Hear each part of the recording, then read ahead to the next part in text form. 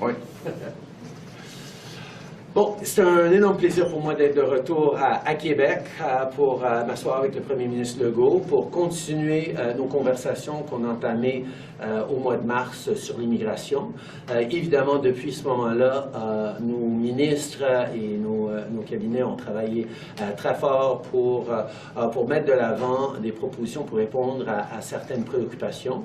Il y a encore beaucoup de travail à faire, mais je sais qu'on a fait du bon progrès concret. On va aussi parler pendant cette rencontre du défi où il y a plus que la moitié des permis émis à des travailleurs temporaires qui sont contrôlés par Québec, et on va travailler avec eux pour réduire ces chiffres aussi comme vous voulez. J'ai hâte de parler un peu du plan du Québec à ce niveau-là. Mais on est là pour continuer à travailler, pour créer de la croissance économique, pour être là pour assurer que les services aux citoyens continuent, mais aussi qu'on demeure une société accueillante, mais de façon responsable, parce que c'est ce à quoi les Québécois s'attendent. It's a real pleasure to be back in Quebec City to talk immigration with Premier Legault. It's an opportunity for us to continue on the great conversations that have happened between our ministers across over the past few months, and continue our work together to grow a strong economy and lots of opportunities for Quebecers and all Canadians. Oui. Bien, moi aussi, c'est un plaisir de rencontrer M. Trudeau. On s'était dit il y a 3 mois qu'on se verrait avant la fin du mois de juin, donc content qu'on se voit actuellement.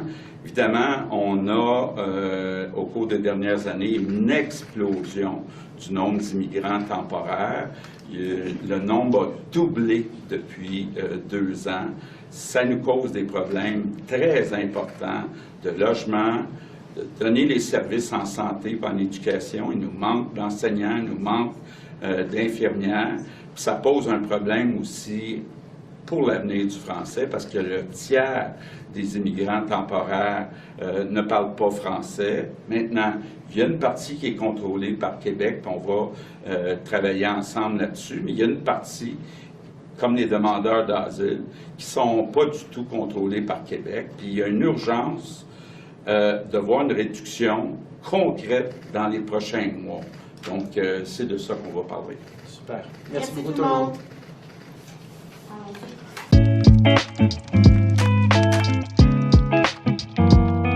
Bonsoir, mesdames, messieurs, ici Omer Aïssa, en remplacement d'Esther Béjean. Bienvenue à l'essentiel. Les premiers ministres Justin Trudeau et François Legault ont fait le point sur la question de l'immigration à Québec aujourd'hui. Le gouvernement fédéral offre 750 millions à Québec pour compenser les coûts encourus pour l'accueil des demandeurs d'asile dans la province, alors que François Legault réclamait plutôt 1 milliard pour 2021 à 2023.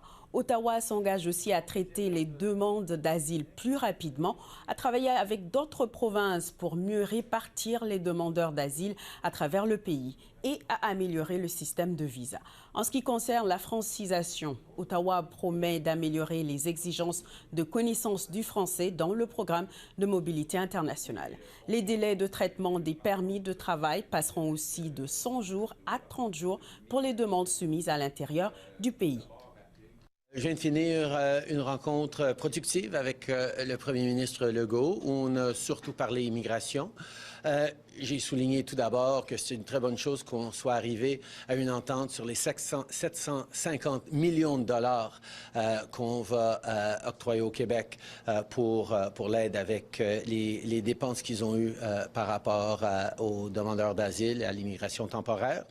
Mais j'ai aussi partagé plusieurs des enjeux sur lesquels on travaille depuis 2-3 mois. On s'est rencontrés, M. Trudeau et moi, il y a 3 mois. On s'était donné donc jusqu'au mois de juin pour arriver avec des résultats concrets. On a obtenu certaines avancées, mais il y a encore beaucoup de travail à faire. Le gouvernement fédéral s'engage à réduire de façon, là j'utilise ces mots, de façon significative le nombre de résidents non permanents à court terme. Donc, on salue cet objectif, mais malheureusement, il n'y a pas de chiffre. Donc, on ne sait pas ce que ça veut dire de façon significative. On ne sait pas ce que ça veut dire court terme. J'en discute avec l'analyste Geneviève Tullier et la journaliste Catherine Lévesque. Bonsoir à vous deux. Bonsoir.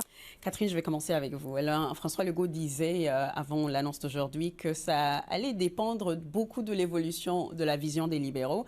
Est-ce que c'est Legault qui ressort grand gagnant de cette rencontre?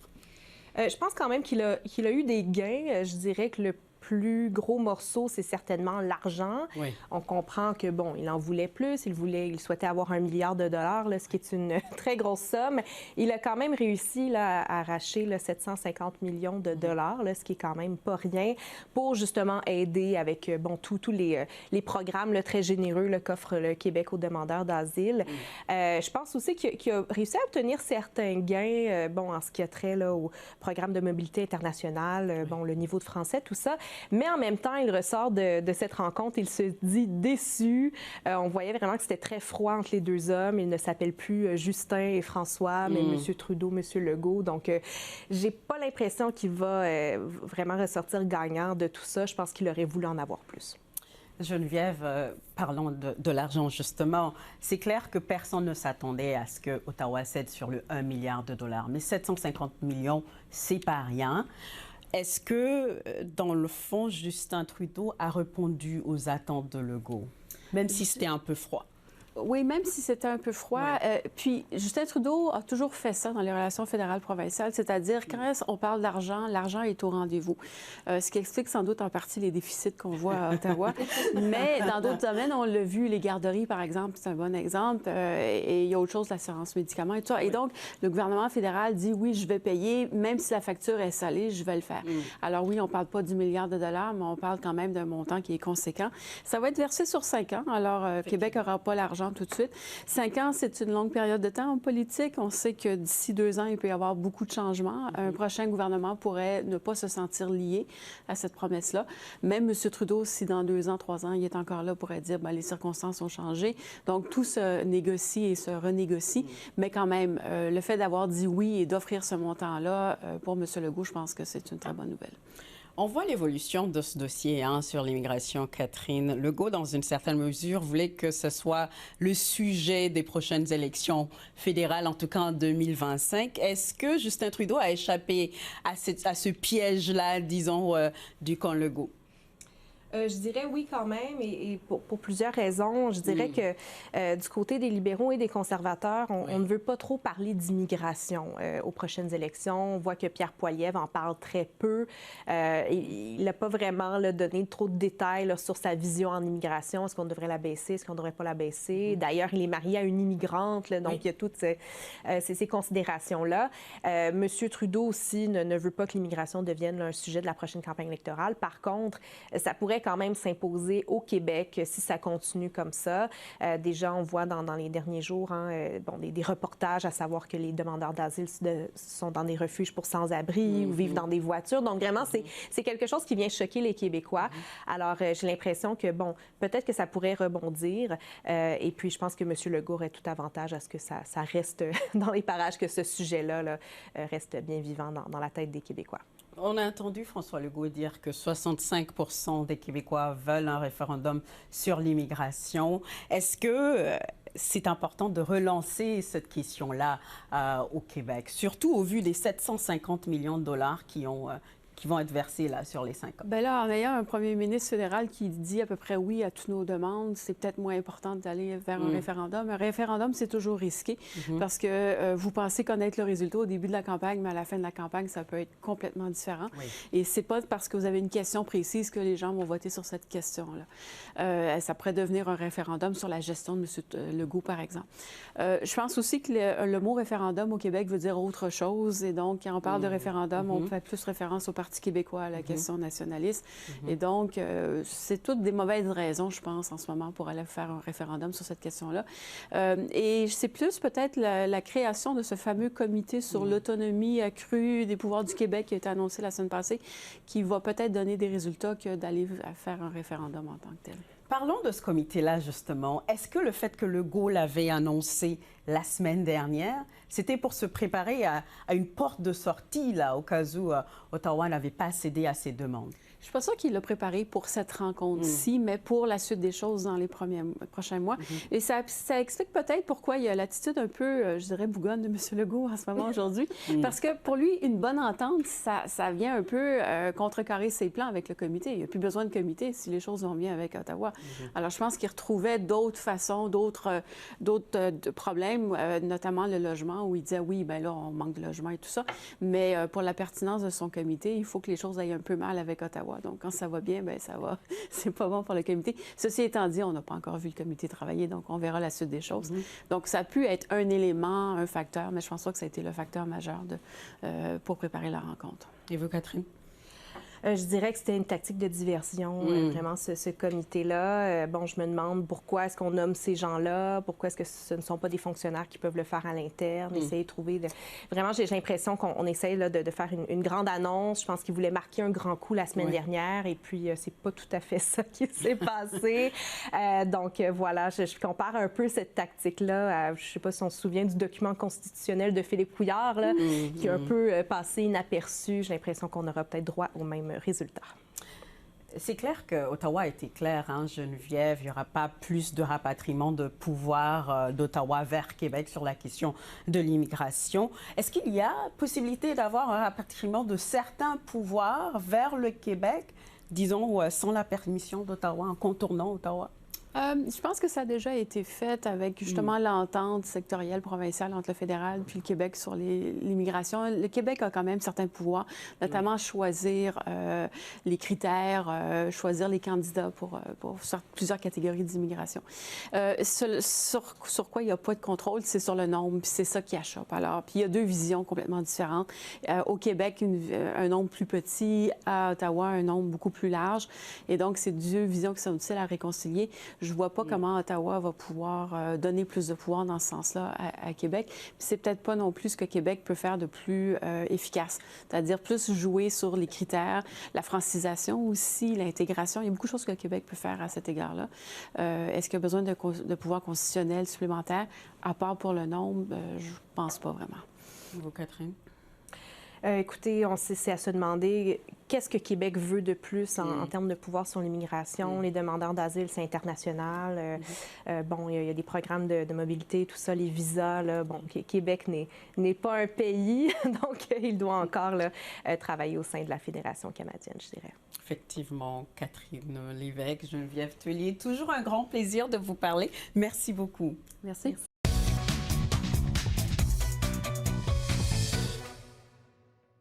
Véronique Prince, Marie Vestel, Dimitri Soudas, bonsoir.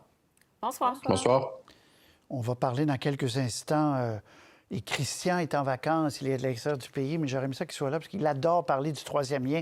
Ça le rend fou, Christian Dufour, ce sujet-là. Alors, mais ça sera plus tard. Mais je veux commencer avec une réaction du ministre Mark Miller à Ottawa qui trouve que M. Legault n'est pas très reconnaissant parce que Ottawa s'est engagé à donner 750 millions, à accélérer un certain nombre de choses. On écoute d'abord, puis on revient tout de suite. Commentaire sur le lien entre l'immigration et la crise du logement. Vous les avez entendus hier. Qu'est-ce que vous en pensez? Bien, Monsieur Legault, je pense qu'il est sorti en bougonnant. La réalité, c'est que il y a un lien entre le volume puis l'abordabilité. Est-ce que c'est est-ce que ce qui est exclusif à l'immigration? Moi, je dirais non.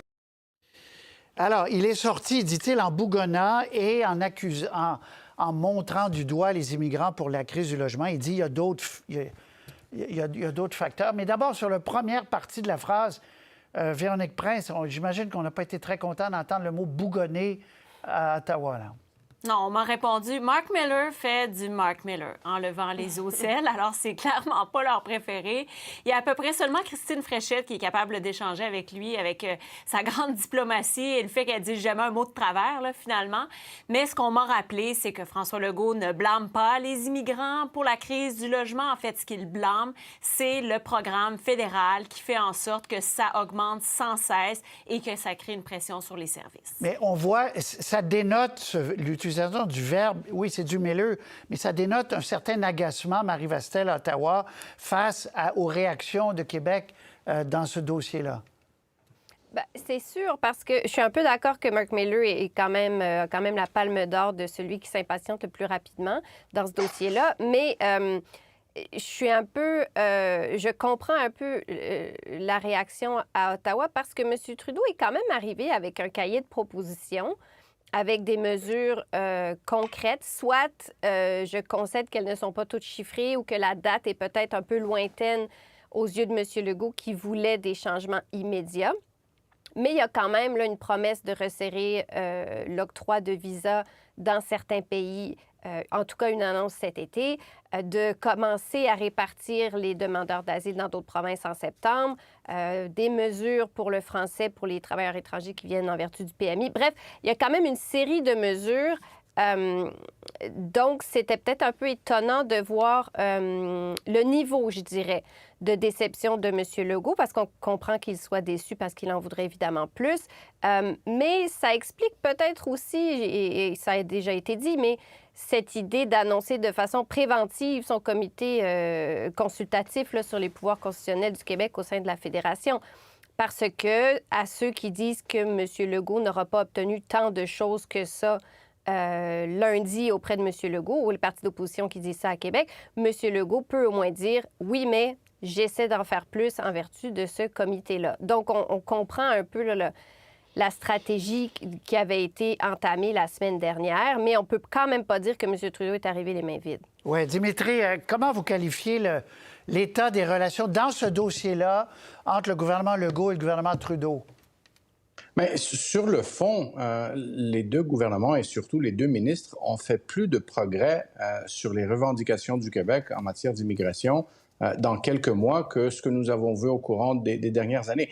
En même temps, c'est comme si M. Miller vient tout juste de découvrir la tradition historique des relations fédérales-provinciales, c'est-à-dire que les provinces disent toujours « ce n'est jamais assez ». Trouvez-moi une fois où les provinces ont dit « Mon Dieu, on est content, vous nous avez trop donné, on vous rembourse en partie ». Le Québec qui demandait 1 milliard de dollars et ils ont eu 750 millions, Patrice. C'est plus que ce que M. Legault lui-même pensait recevoir. Écoutez, mais sur le fond, sur la question des demandeurs d'asile, quand même, le Québec a réussi au courant des derniers mois d'avoir, premièrement, une meilleure répartition, mais l'aspect le plus important, c'est de s'assurer qu'on accueille les vrais demandeurs d'asile et ceux qui sont des réfugiés, qu'on les accueille au Canada, et de mettre en place des mesures pour que ceux qui ne sont pas de réels demandeurs d'asile ne soient pas acceptés. Mais sur la partie travailleurs temporaires, c'est vrai, il y a un programme fédéral qui, en partie, permet au gouvernement fédéral d'avoir une juridiction, malgré l'entente Bouchard-Gagnon-Tremblay. Et c'est ça que M. Legault voudrait, juste pour que les gens suivent, c'est cette partie fédérale des travailleurs temporaires que M. Legault voudrait ultimement, il voudrait avoir le contrôle là-dessus. Là. Mais sans rouvrir l'entente, il faut lire l'entente et exiger le plein contrôle de l'immigration temporaire. OK. Donc, Véronique, la suite des choses, ça va être ça, en conclusion, parce que M. Trudeau a dit hier, mais vous avez la moitié de l'immigration temporaire, la responsabilité du Québec. Ça, c'est à vous à agir. Allez-vous baisser vos cibles ou pas? L'autre moitié, elle est en suspens, la moitié fédérale, là, Véronique. Oui, chacun aimerait que l'un et l'autre baissent ses propres cibles dans son propre programme, mais c'est parce qu'à un moment donné, tu coupes où? Parce que même M. Legault, hier, quand on lui demandait, et M. Trudeau aussi, ils disent, bien, on veut protéger l'agriculture, on veut protéger la transformation alimentaire, on veut protéger les enseignants, les infirmières, ceux qui sont issus du secteur de la construction, les régions. OK, mais à ce moment-là, à quel endroit on peut diminuer l'arrivée? C'est ça. C'est très complexe, là. Marie, conclusion rapide là-dessus. Donc, ça va, les discussions vont se poursuivre, mais il y aura cette joute politique, bien sûr, là. Oui, évidemment, et elle ne se terminera pas de sitôt. C'était quand même éloquent de les voir se renvoyer la balle hier, comme dit Véronique. Chacun dit à l'autre, fais-en plus, toi. Mais personne ne veut le faire dans son propre champ de compétences. Ce qu'on dit à Ottawa aussi, c'est qu'il y a quand même un arrimage qu'il faut faire avec Québec, parce que dans certains cas, il y a des certificats d'acceptation du Québec. Donc, c'est pas tout pour Ottawa de dire on réduit de tel nombre.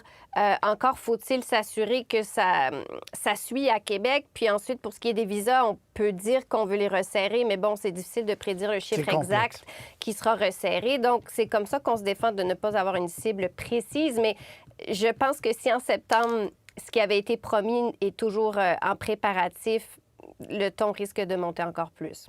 Très bien.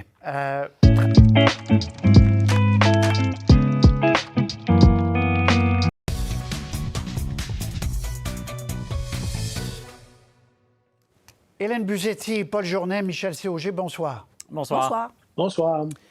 Alors, il y a beaucoup de chiffres. On va simplifier ça. Je vous montre un premier tableau qui est le début de l'histoire.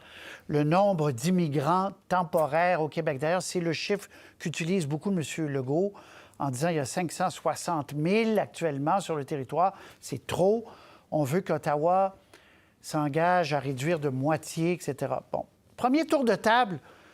Il y a eu une entente, on en a parlé plus tôt, sur le 750 millions, pardonnez-moi. Québec demandait 1 milliard. Ottawa, dans à peu près tous les autres sujets, a dit on va accélérer, on va accélérer. Hélène, qu'est-ce qu'on peut dire du succès ou de l'insuccès de cette rencontre? Bien, évidemment que c'est le rôle ou le jeu de M. Legault de se dire insatisfait, qu'il n'a pas obtenu tout ce qu'il voulait. Mais quand même, il obtient un certain nombre de choses. Ces 750 millions de dollars dont vous parlez. Il y a aussi un engagement d'arrimer certains critères d'Ottawa à ceux de Québec pour prévoir la question linguistique, par exemple, au moment de renouveler certains permis de travail, mais aussi des éléments qui sont peut-être un peu plus techniques, mais qui pourraient avoir des conséquences importantes. Je pense, par exemple, aux demandeurs d'asile. Ottawa vient de s'engager à analyser ce qu'on appelle les pays à fort volume, c'est-à-dire les pays desquels proviennent beaucoup de demandeurs d'asile. Donc, Ottawa va essayer de regarder quels sont, pardonnez-moi l'expression, les patterns, voir s'il y a certains facteurs de risque qu'on a peut-être négligés dans le passé et qu'on pourrait maintenant mieux cerner et faire en sorte que désormais, si ces facteurs-là apparaissent, eh bien, on n'émettrait pas un visa à cette personne et donc on éviterait peut-être une demande d'asile une fois qu'il serait au pays. Alors, vous voyez, ce sont un certain nombre de choses qu'Ottawa se dit prêt à faire et qui sont concrètes et qui pourraient, oui, avoir un effet à la baisse, pas juste sur les travailleurs temporaires, mais aussi les demandeurs d'asile. Juste un autre tableau avant de passer la parole à Paul et Michel, parce que vous parlez de demandeurs d'asile. Pour 2023, là, on a des chiffres pour les 4 premiers mois de 2024, mais parlons de 2023. Au Canada, il y en a eu 144 000 demandeurs d'asile. En Ontario, 63 000. Et au Québec, 65 000. Donc, quand M. Legault dit on a plus que notre part, c'est à ça qu'il fait référence 2023. D'ailleurs, le 750 millions, c'est pour compenser le nombre démesuré par rapport aux autres provinces que le Québec a reçues. Paul, est-ce que les deux hommes ont avancé? Oui, c'est-à-dire qu'il y a un chèque qui a été octroyé, comme il y en avait eu dans le passé. Et l'entente ne devrait pas trop surprendre parce que Ottawa a toujours accordé à peu près 70 du remboursement qui était demandé par Québec. Donc, ça ne change pas. Et il y a le comité aussi qui avait déjà été mis sur pied à l'initiative de la ministre de l'Immigration du Québec, Christine Fréchette, sur lequel siégeront ses homologues des autres provinces et le ministre fédéral, donc pour examiner la question des demandeurs d'asile, qui est quand même bien distincte de celle des travailleurs et des étudiants temporaires. Mais pour les demandeurs d'asile, il y a aussi la question de la répartition géographique. On le voit, même si le Québec en accueille un peu moins proportionnellement que les dernières années, il en accueille encore plus que son poids démographique, ce qui encourt évidemment des coûts et plusieurs autres défis logistiques. Mais il faut comprendre que c'est difficile sur le plan logistique de répartir équitablement selon les provinces, les demandeurs d'asile. On parle après tout d'êtres humains dont on ne contrôle pas. S'ils arrivent à Montréal, ils arrivent à Montréal, c'est ça. Les flux migratoires, puis c'est pas, contrairement à l'immigration temporaire, c'est pas M. Trudeau ni M. Legault qui décident des gens qui vont se présenter à la frontière à cause de conflits et d'autres crises à l'international qui échappent complètement à notre volonté.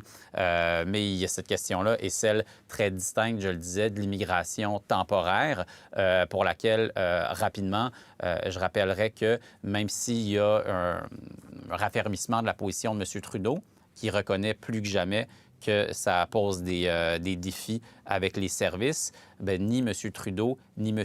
Legault ne chiffrent la quantité d'immigrants temporaires qui respecteraient la capacité d'accueil. Et c'est beaucoup plus facile de dire que la capacité d'accueil est dépassée que de dire combien de personnes on veut accueillir parce qu'il y a un casse-tête logistique et politique qui s'en suivrait. On va y revenir parce que le Québec contrôle la moitié, grosso modo, de ces temporaires. Michel Séauger, appréciation de cette rencontre au sommet. Ils sont encore loin sur certaines choses parce que chacun ne parle que de ce dont il veut bien parler. Par exemple, M. Legault ne va jamais dire que ces travailleurs temporaires-là, ils travaillent, ils payent des impôts et ils reçoivent un certificat de sélection du Québec. M. Trudeau, dans sa conférence de presse, lui disait qu'il y a juste la moitié des gens dont on parle, des temporaires, qui sont sous la juridiction fédérale, les autres sont sous la juridiction du Québec. C'est pas clair de même, mais c'est assez compliqué comme système. Il faut qu'Ottawa donne un visa, il faut que Québec donne un certificat d'acceptation du Québec. Incidemment, ça s'appelle un CAC. C'est compliqué parce que M. Legault aussi dit les étudiants, nous, on veut les garder. Non, ça, on ne veut pas toucher à ça. Les travailleurs agricoles, non plus, on ne veut pas toucher à ça. Il y a une partie du programme international, ça, c'est des gens très spécialisés en aéronautique, on veut les garder. Alors, quels sont les immigrants temporaires qu'on veut garder, quels sont ceux qu'on ne veut pas garder. Ça, quand on va un peu plus loin, à cause de la pénurie de main-d'œuvre au Québec aussi, il ne faut pas oublier, ces gens-là, ils ont tous des emplois, là, ils payent des impôts. Alors, à un moment donné, les demandes ne sont pas claires. Ça fait partie du problème. Et ceux qui ne paient pas d'impôts, ceux qui vont dans des centres qui sont débordés, ceux qui font une pression aussi, font une pression sur les logements, c'est des demandeurs d'asile. Le contrôle est assez limité quand ils débarquent en sol canadien. Mais je vais vous faire entendre M. Legault puis M. Trudeau, puis on revient tout de suite. Quand on n'est plus capable de loger des familles, quand on n'est plus capable de scolariser des enfants, qu'on n'est plus capable d'avoir accès à des services de santé, qu'on n'est plus capable de freiner le déclin du français, on est dans une situation d'urgence. On a mis de l'avant des solutions concrètes pour pouvoir réduire. Mais avant de pouvoir fixer des cibles, on a besoin de voir c'est quoi le plan de Québec pour adresser leurs préoccupations. Comme j'ai dit, plus de la moitié des immigrants temporaires au Québec sont directement sous le contrôle ou ils sont ici à cause de décisions du gouvernement du Québec. Alors, on a besoin que Québec ajuste ses propres cibles. Alors, je me mets à la place des gens qui écoutent ça et disent, là, on ne comprend plus rien. Pourquoi M. Trudeau dit... M. Legault, vous avez le contrôle de, grosso modo, la moitié des temporaires. Je rappelle, 560 000 en territoire québécois actuellement. Ça a monté en flèche. Pourquoi vous n'agissez pas? Est-ce que je comprends bien que, Hélène, retour de table, M. Legault dit, oui, mais nous, les étudiants, on n'a pas de problème avec ça.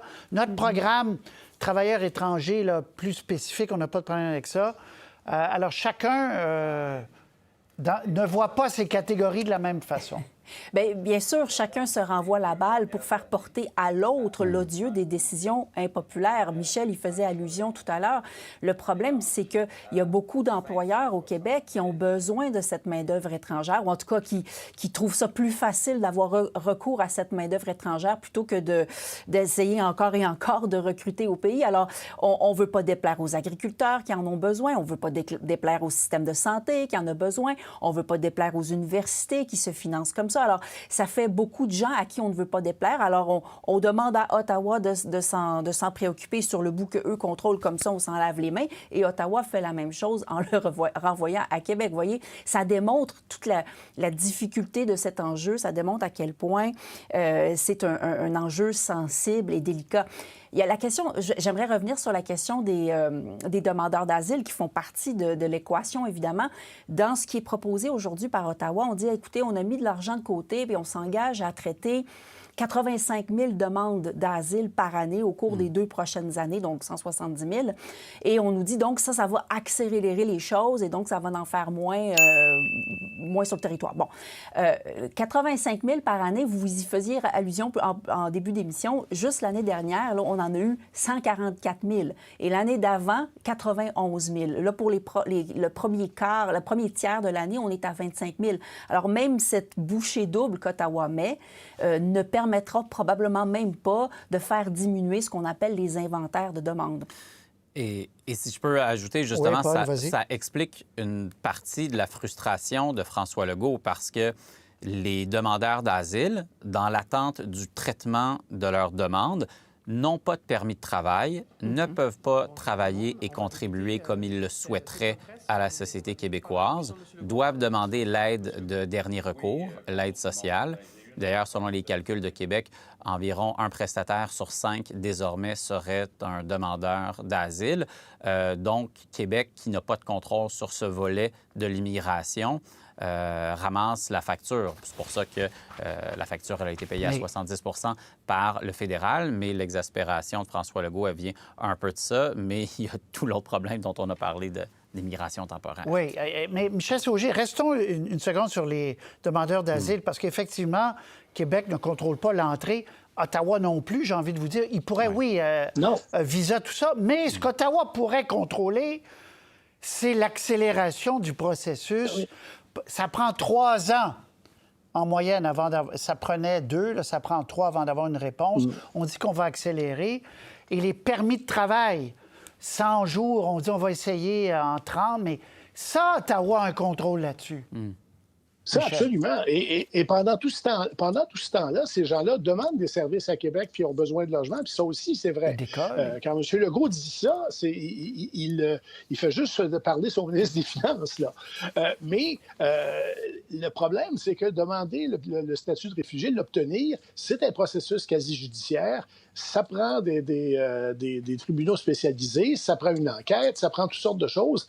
Et ça ne peut pas se faire nécessairement très rapidement, et à moins de tripler ou quadrupler les ressources qu'on y met actuellement. Alors, à un moment donné, penser qu'on va faire ça rapidement, à moins de vraiment mettre des montants faramineux là-dedans, c'est un peu illusoire, là. Ouais. Mais les pressions migratoires n'iront pas en s'atténuant au cours des prochaines années. Sûr. OK. Changement de sujet.